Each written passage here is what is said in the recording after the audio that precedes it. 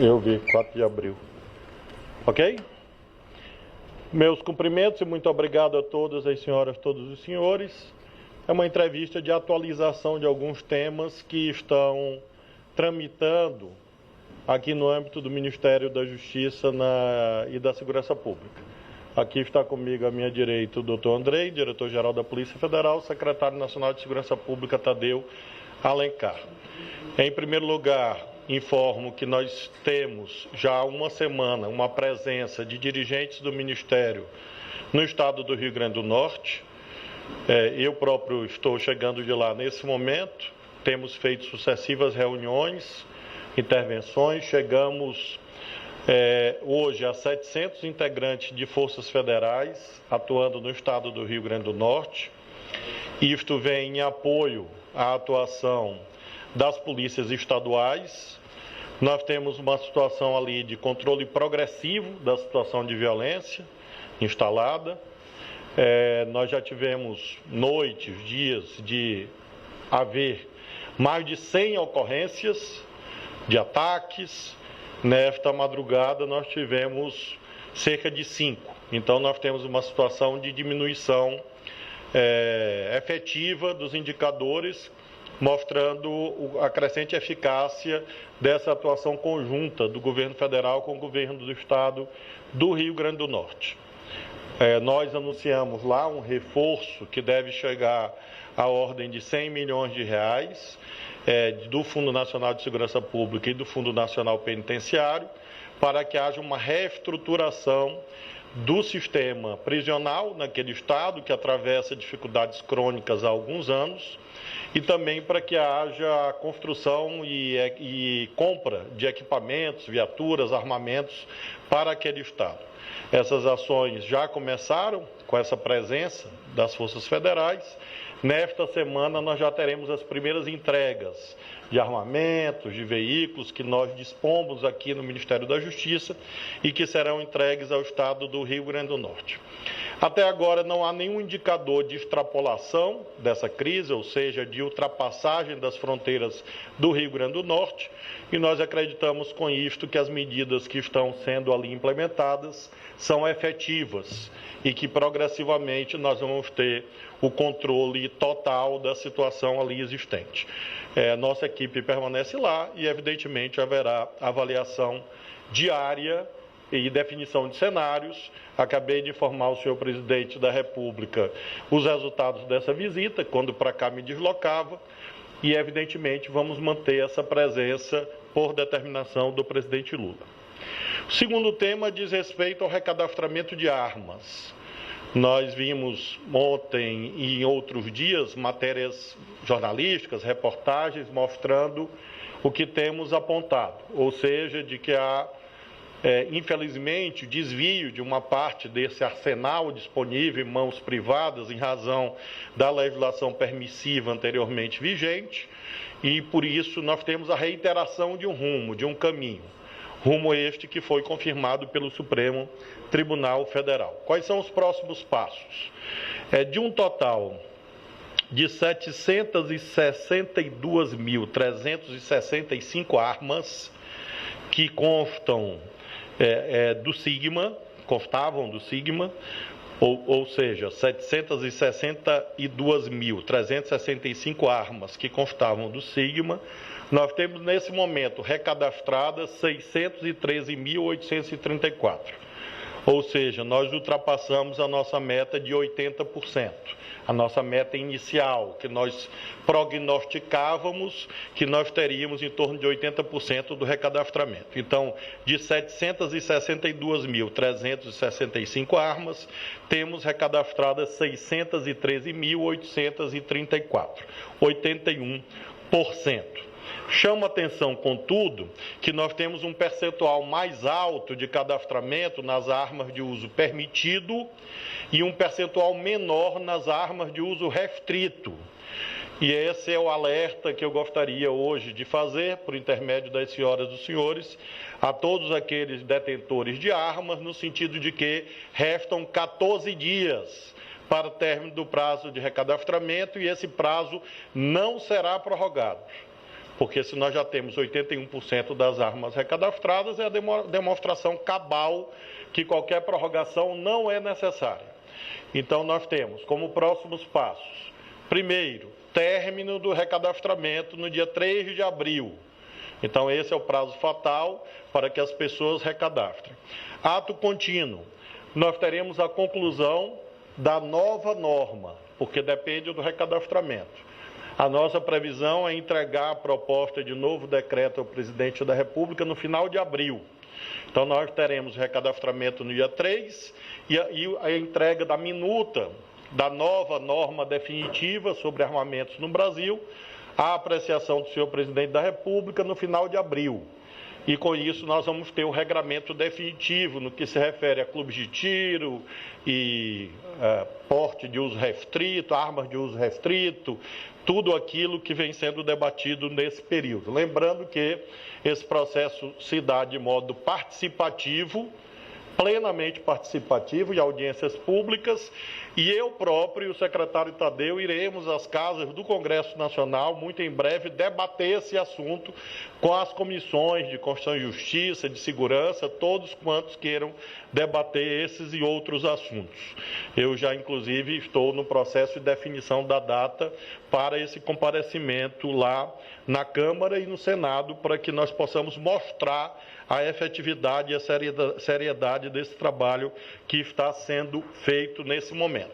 Faço questão de, mais uma vez e sempre, frisar que não haverá nenhum efeito de confisco de armas que forem recadastradas, porém, sim, daquelas que não forem recadastradas. Então, no mês de abril, quando nós tivermos a conclusão do recadastramento, é claro que as armas que não forem recadastradas estarão sujeitas à apreensão administrativa e remessa à própria Polícia Federal para que instaure os inquéritos policiais competentes relativos a essas armas não recadastradas. O terceiro assunto diz respeito à operação de desintrusão no território Yanomami. Nós temos a estas alturas o estabelecimento de muitas bases da Polícia Federal e da Força Nacional no território Yanomami. Nós temos a inutilização de mais de 70 balsas, de 140 motores, de embarcações, de aeronaves, apreensão de bens e nós mantemos o nosso horizonte temporal, ou seja, a nossa visão é que no mês de abril essa desintrusão vai ser concluída, na medida em que nós temos, no dia 6 de abril, o término da chamada janela. No dia 6 de abril, as Forças Armadas vão interromper novamente o tráfego aéreo, instituindo um controle sobre esse tráfego, e nós fazemos questão de enfatizar que, com isso, nós entraremos na última fase da operação de desintrusão no território Yanomami. Nós temos também uma operação de investigação, quer dizer, quando você fala de Yanomami, nós estamos falando, de um lado, da desintrusão e, de outro lado, da investigação de crimes. Quais são os números relativos à investigação de crimes? Relativos à exploração ilegal de garimpo. Primeiro, a Polícia Federal já cumpriu 28 mandados de busca e apreensão. Nós temos, nessas alturas, 68 milhões de reais bloqueados, dinheiro que era utilizado no financiamento de garimpo ilegal. Nós temos 49 procedimentos investigativos, inquéritos policiais, investigações relativas ao território Yanomami. Tivemos 20 prisões em flagrante e 2 prisões preventivas, repetindo, 28 mandados de busca e apreensão, 68 milhões de reais bloqueados de várias contas bancárias, de financiadores, enfim, várias operações, 49 procedimentos investigativos em andamento, 20 prisões em flagrante, 2 prisões preventivas. Encerrada a operação Yanomami, nós vamos dar continuidade às operações de desintrusão. Nós temos, em face da DPF 709, do Supremo Tribunal Federal, mais 6 desintrusões a realizar ainda nesse ano. A nossa previsão é que, concluída Yanomami, nós vamos já imediatamente, ato contínuo, dar seguimento a essas desintrusões em outros territórios. A operação relativa à colaboração com o IBGE para o recenseamento no território indígena Yanomami está sendo concluído nessa semana. Nós temos, nesse momento, 3 viaturas, 3 helicópteros da Polícia Rodoviária Federal, efetivo da Força Nacional, que está dando esse apoio ao IBGE. A nossa previsão é que nessa semana nós tenhamos a conclusão do recenseamento.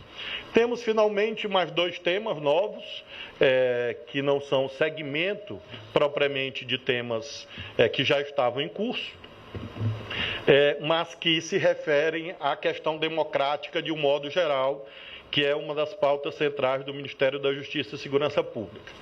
Em primeiro lugar, eu recebi na semana passada a senadora Soraya Tronic, ela esteve aqui comigo, depois recebi Soraya Tronic, ela esteve aqui comigo, e depois tivemos também a representação da bancada do Partido Socialismo e Liberdade, PSOL da Câmara, e também recebi informações da senhora governadora Fátima Bezerra e da deputada Natália Bonavides.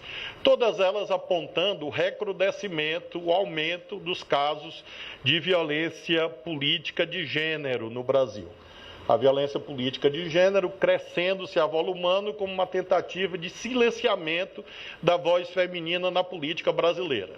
Isso no mês de março é especialmente simbólico. É claro que eu recolhi todas essas narrativas que eu recebi nos últimos dias, algumas são de caráter público, outras não ainda, e estou enviando ao doutor Andrei hoje uma determinação de instauração de inquérito policial na Polícia Federal com o tema de violência política de gênero, visando a apuração de 2 crimes, um que está no artigo 359-P de pato do Código Penal, 359-P do Código Penal. Esse artigo prevê a pena de 3 a 6 anos de reclusão, e também o artigo 326-B do Código Eleitoral, que tratando especialmente de quem assedia, constrange, humilha, persegue ou ameaça, por qualquer meio, candidata a cargo eletivo ou detentora de mandato. É importante lembrar disso. A violência política de gênero, nos termos do Código Eleitoral, e é um crime federal, não se refere apenas às candidatas, mas também às detentoras de mandato eletivo.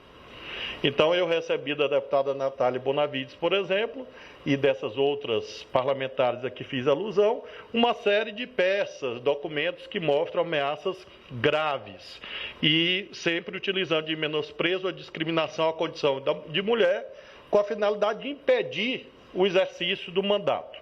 Então, nós temos hoje uma definição do Ministério da Justiça e Segurança Pública de que a Polícia Federal vai tratar esses casos de violência política de gênero como crimes federais, portanto, ultrapassando a ideia de crimes contra a honra apenas.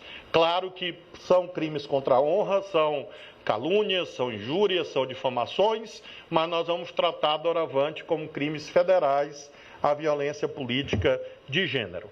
E concluo essas informações de hoje com a notícia crimes que estou encaminhando ao ministro relator do inquérito 4781 no Supremo, que é o inquérito que tramita sob a relatoria do ministro Alexandre de Moraes, contra alguns parlamentares, cujos nomes aqui não vou declinar, porque são fatos conhecidos, que são esses parlamentares que estão propagando em associação delituosa 2 fake news. A primeira, a de que eu estive no Complexo da Maré reunido com o Comando Vermelho, e a segunda fake news, igualmente criminosa, de que eu estava lá sem escolta policial.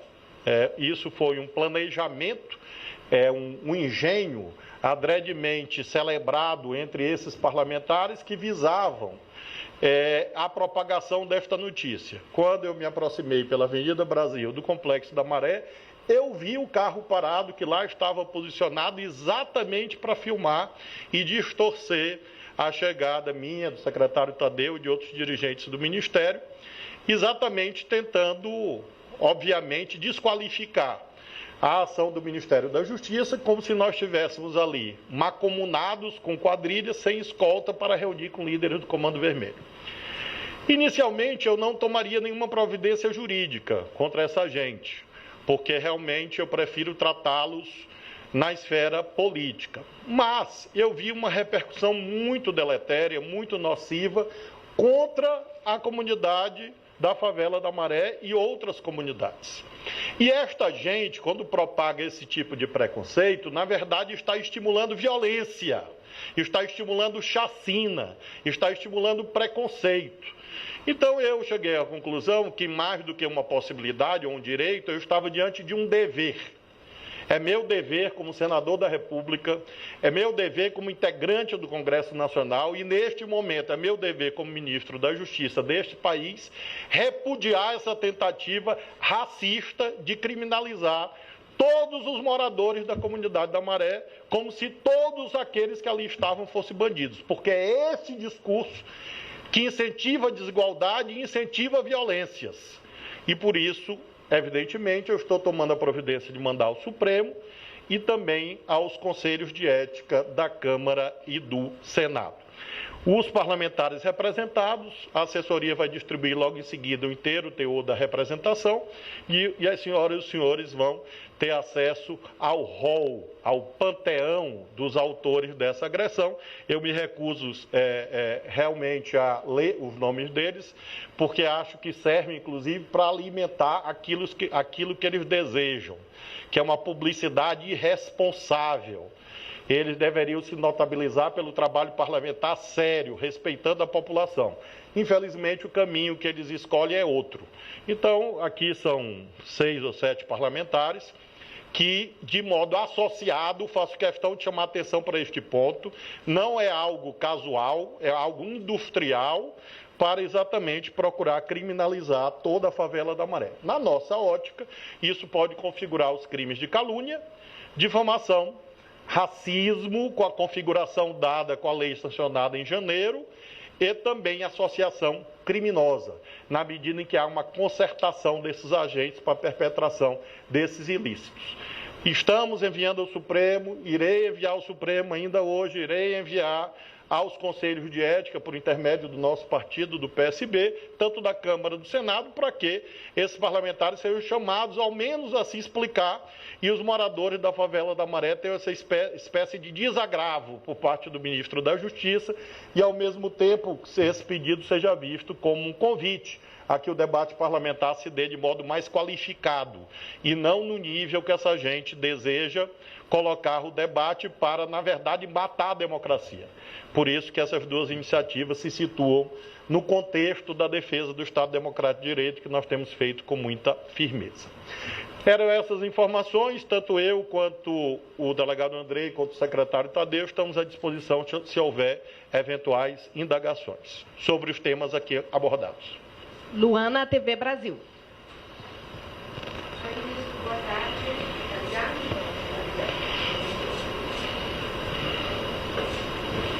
Obrigada. Boa tarde, ministro.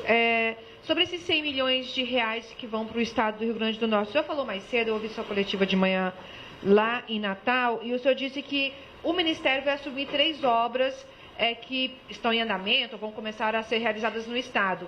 Então, esses 100 milhões vão ser liberados para o Estado usar, porque ele vai estar desobrigado de realizar essas 3 obras. E dentro desses 100 milhões também está aqueles 20 milhões que o senhor falou também mais cedo sobre compra de viaturas ou envio de viaturas e de armas para o Estado. Então, esclarecer um pouquinho melhor sobre como é que será essa ajuda de 100 milhões para o Estado do Rio Grande do Norte. São 700 homens da Força Nacional ou tem, dentro desses 700, homens que fazem parte de outras forças federais também atuando no Estado? É outra dúvida que eu fiquei. Do recadastramento, o senhor falou que já tem 81%, não vai prorrogar, e essas pessoas que não fizerem o recadastramento, elas serão procuradas ativamente pela instalação de um inquérito policial, por descumprimento de uma norma, ou só se essa arma for pega numa blitz, enfim, é que se vai haver a instalação de um inquérito. Por enquanto são essas dúvidas. 3. Primeiro, sobre a questão das armas. A senhora tem razão no sentido de que haverá, chamemos assim, de uma busca ativa. Lembremos que essas pessoas preteritamente cadastraram essas armas, então nós temos os dados. Então, obviamente, a providência é a aplicação da lei na medida em que, quando uma norma regulamentar não é cumprida, ainda mais esta confirmada pelo Supremo, A arma que é legal, que foi adquirida legalmente, no dia seguinte ela passa a ser ilegal. Então, não haverá apenas o aguardo de diligências eventuais. Haverá uma busca ativa para que essas pessoas que não cadastrarem tenham as suas armas apreendidas, porque na medida em que não houver eventualmente o cumprimento do cadastramento, essas armas, do recadastramento, essas armas passarão à ilegalidade. Sobre o Rio Grande do Norte, nós temos a presença de 370 homens da Força Nacional, 30 da Polícia Penal Federal e 300 policiais rodoviários federais, totalizando 700. 370 da Força Nacional, 30 da Polícia Penal Federal e 300 policiais rodoviários federais que lá estão auxiliando no policiamento ostensivo. Os 100 milhões de reais, na verdade, na prática, são até mais do que isso, porque nós teremos um duplo efeito. Primeiro, quando nós assumimos as obras, que são 3, que é o Instituto lá de Perícia do Estado, um regimento da Polícia Militar e o complexo da Polícia Civil, nós estamos permitindo que o Estado use os recursos que iriam para essas obras para comprar armas e viaturas. Esse recurso já está disponível com o Estado. Então, o Estado já poderá imediatamente usar os recursos que usaria nessas obras para esta finalidade. Além disso, nós teremos o emprego desses 100 milhões nessas obras. O que são os 100 milhões? É a soma do custo das obras, com mais os 20 milhões que a senhora fez alusão sobre armamentos e viaturas, e com os recursos empregados no sistema penitenciário. Nós teremos entre 600 e 800 vagas novas no sistema penitenciário do Rio Grande do Norte, mediante ampliação de unidades e ou construção de novas unidades. Nós compusemos ali uma cesta e houve também a prorrogação da Força Nacional, para que todos possam aquilatar. Até agora nós já investimos, com a presença federal no Rio Grande do Norte, 5 milhões e 300 mil reais. A nossa previsão é que isso se estenda por mais algumas semanas, quiçá um mês. Então a nossa previsão é que só o emprego das forças federais equivalha a 10 milhões de reais. Então, basicamente, obras, equipamentos, viaturas, obras entendendo como as obras do sistema penitenciário e essas 3 obras da segurança pública do Estado do Rio Grande do Norte. Leonardo Martins, UOL. Boa tarde, ministro. Boa tarde, André. Boa tarde, secretário. Ministro, na verdade eu queria fazer 2 perguntas ao senhor. A primeira é sobre o Rio Grande do Norte. Na última semana, o governo anunciou operações que miravam matadores de PM. Seriam grupos da facção criminosa do Rio Grande do Norte que seriam voltadas para matar policiais militares.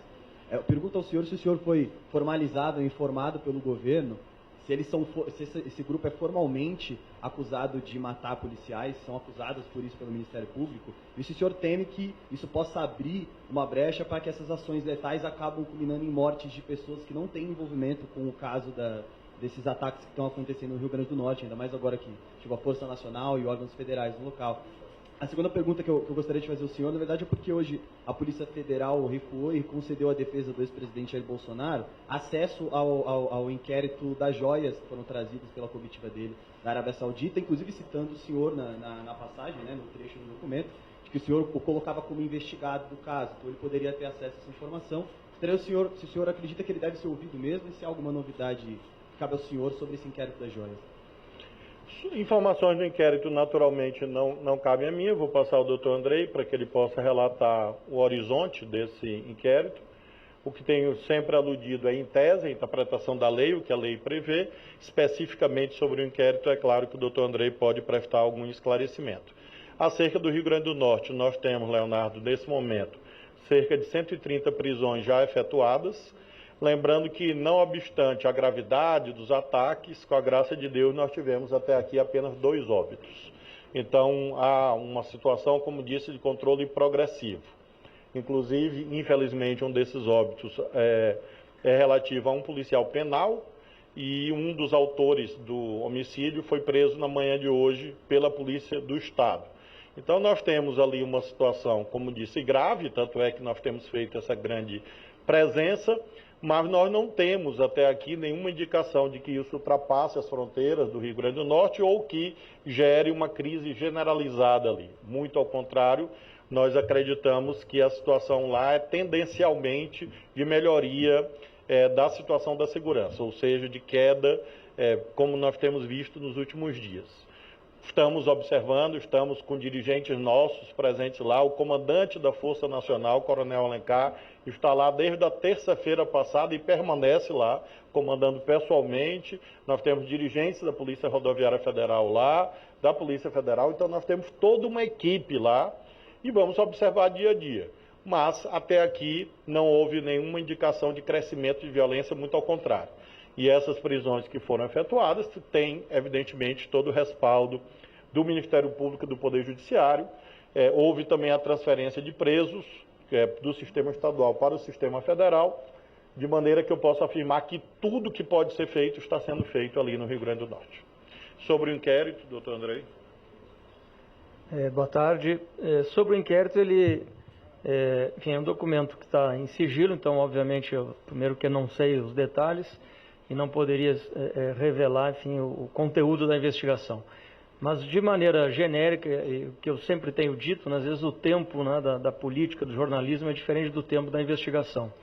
Então, o que acontece é que tivemos notícias, né, da internação irregular, né, das joias, enfim, dos presentes, e aí, instaurado inquérito, se passam as medidas subsequentes de confirmar oficial e formalmente o fato ocorrido e as pessoas envolvidas. Então, e aqui falo de maneira genérica, abstrata, né, o que pode haver é exatamente essas etapas serem cumpridas, e à medida que vai se avançando a investigação, vão se trazendo elementos de prova, de convicção, de envolvimento da pessoa A, B ou C, e novas decisões são tomadas. Então, é absolutamente normal e natural que decisões sejam revistas à medida que a investigação avance. E eu apenas quero lamentar que a Beyoncé apareça de novo na entrevista. Dessa vez sob a ótica do Dr. Andrei, né, que é a Beyoncé. Eu acho isso deplorável. Leonardo Cavalcante, SBT. Ministro, boa tarde.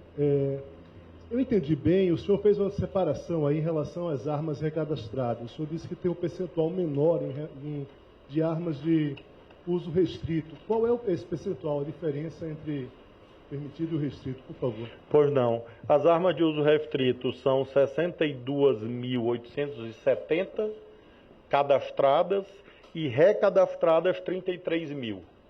Então, nós temos realmente um percentual menor, né?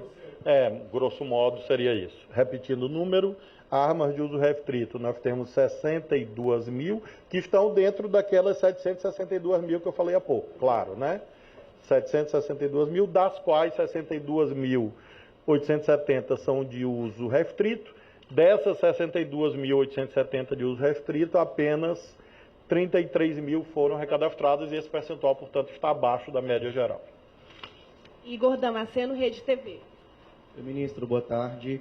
O senhor atualizou a gente na situação a respeito dos Yanomami e eu lembrei de um Twitter do senhor na semana passada falando a respeito do Vale do Javari, que deve ganhar uma base fluvial da Polícia Federal. Eu queria saber como que o Ministério acompanha a situação ali no estado do Amazonas e como deve funcionar essa base fluvial. Se tem alguma data? Eu vou passar ao doutor Andrei para que ele possa passar os detalhes, mas lembro que o secretário Tadeu Alencar esteve pessoalmente lá no Vale do Javari. Nós temos a presença da Força Nacional no Vale do Javari e nós temos agora esse incremento com essa base que o doutor Andrei vai detalhar, uma base fluvial que foi recuperada, que já estará, inclusive, nesta semana, e nós vamos muito em breve ter instalação do contingente lá. A base fluvial, que o doutor Andrei vai detalhar, é um elemento da ação que nós vamos fazer na Amazônia brasileira. Nós estamos finalizando um plano de segurança específico, juntando o Ministério da Justiça e o Ministério da Defesa, e nós teremos uma série de anúncios relativos à ampliação da presença física, com bases móveis, com bases fixas na Amazônia brasileira. Essa base móvel, essa base fluvial é o primeiro passo, eu diria. O doutor Andrei vai passar os dados. Ok, essa é uma base que é um barco grande para mais de 200 pessoas, ou seja, nós estamos falando de uma embarcação de grande porte, que foi recuperada, enfim, tinha alguns problemas, foi recuperada agora sob determinação do ministro Flávio Dino e já está em deslocamento lá para a região do Vale do Javari. É importante salientar, e aqui me permite, senhor ministro, da criação da Diretoria da Amazônia e Meio Ambiente, que foi uma ação que o ministro Flávio Dino foi um entusiasta e patrocinou essa iniciativa, né, apoiada e acatada pelo senhor presidente, e que está permitindo, né, a partir da publicação do decreto, esse papel de coordenação das ações na área de meio ambiente, não só naquela região, mas também onde for necessário. Então essa base chega dia 23, lá no Vale do Javari, em Atalaia do Norte, e a partir dali começará a sua operação integrada com as forças de segurança locais, aqui junto com o trabalho da Senasp e do Ministério da Justiça como um todo. Ok? Finalizamos? Ministro, é que são muitos assuntos. Porque eu cuido bem de vocês. Olha aí. Sobre a investigação desses crimes aí de violência política, né, que o senhor vai analisar as denúncias que chegaram até o senhor aí, nesses encontros que o senhor relatou, a ideia é abrir um canal permanente para o recebimento e eventual processamento dessas denúncias de violência política de gênero, ou é só esses casos que chegaram até o senhor especificamente? É só para esclarecer esse ponto. Sobre a desintrusão dos garimpeiros lá na terra indígena Yanomami. Acho que na semana passada, senadores que estão naquela comissão do Congresso Nacional temporária sobre os Yanomami anunciaram um dado de que já haviam sido retirados ou saíram espontaneamente cerca de 19 mil garimpeiros, que faltava menos de 1.000. Enfim, que esses eram dados oficiais do governo. Eu queria confirmar se essa informação. Por outro lado, lideranças indígenas e Yanomami têm relatado que há locais em que as forças de segurança nem sequer chegaram, comunidades ainda mais isoladas, e que os garimpeiros permanecem lá em operação e ameaçando os indígenas, né? E aí, nesse contexto também, como é que está o andamento do inquérito que trata especificamente do crime de genocídio associado à crise humanitária dos Yanomami? É isso. Sobre os Yanomami, de fato, nós ainda temos a presença de garimpeiros e nós temos ainda, infelizmente, uma situação em que, por vezes, indígenas que defendem os garimpeiros reagem à presença das forças de segurança. Nós tivemos um episódio recente com a equipe do IBGE, fazendo o recenseamento, que houve, de fato, a necessidade de reforçar a segurança exatamente porque ainda há a presença, chamando genericamente, do garimpo, independentemente de quem está objetivamente operando. Mas é uma presença muito pequena, tendente a zero, e, como disse, agora em abril, com o fechamento da janela de tráfego aéreo, a nossa perspectiva é que isso seja concluído. Lembrando que a Força Nacional vai permanecer em Roraima, ou seja, nós não vamos tirar a Força Nacional tão logo concluída a desintrusão. Quando nós considerarmos concluída, ainda assim a Força Nacional continuará lá por 2, 3, 4, 5, 6 meses, até que de fato haja a cessação definitiva dessa atividade ilegal no território Yanomami. Sobre a temática da violência política de gênero, a grande novidade é ter um inquérito nacional e federal, um inquérito único, que vai, portanto, concentrar todas as denúncias que forem enviadas. É claro que caberá às parlamentares, às políticas, agentes políticas de um modo geral, demandarem e, claro, a Polícia Federal proceder às investigações, porque nós estamos diante de crimes, em ambos os casos, de ação penal pública incondicionada, ou seja, são crimes que não dependem de representação da vítima. É importante frisar isto, porque essa parece uma questão técnica menor, mas na verdade é uma questão técnica central, porque é exatamente o fato dos dois crimes, tanto do Código Penal quanto do Código Eleitoral, serem de ação penal pública incondicionada e que permitem que eu mande o ofício ao doutor André e ele instaure o inquérito, independentemente de representação das vítimas. É claro que é desejável que as vítimas que aí estão encaminhem. É claro que a Polícia Federal fará as requisições, as oitivas, as diligências investigatórias. Mas nós temos a convicção de que as Procuradorias da Mulher, das Assembleias, das Câmaras, também da Câmara dos Deputados, do Senado, serão grandes condutoras de condutores de elementos de convicção, de provas, para que nós possamos tratar essas pessoas para além do crime contra a honra. A grande novidade tradicionalmente, qual é a abordagem? Uma abordagem fragmentada, em que cada vítima se defende individualmente, normalmente tratando isto como crime contra a honra. E nós estamos mudando esse enquadramento jurídico, aplicando o Código Penal e o Código Eleitoral e tratando isso como crime federal, exatamente para que haja uma maior eficácia. Isso não significa que os inquéritos hoje existentes nas polícias civis serão encerrados. Eles poderão continuar, mas relativo a outros crimes, por exemplo, calúnia, injúria, difamação, que aí sim dependem de iniciativa da vítima.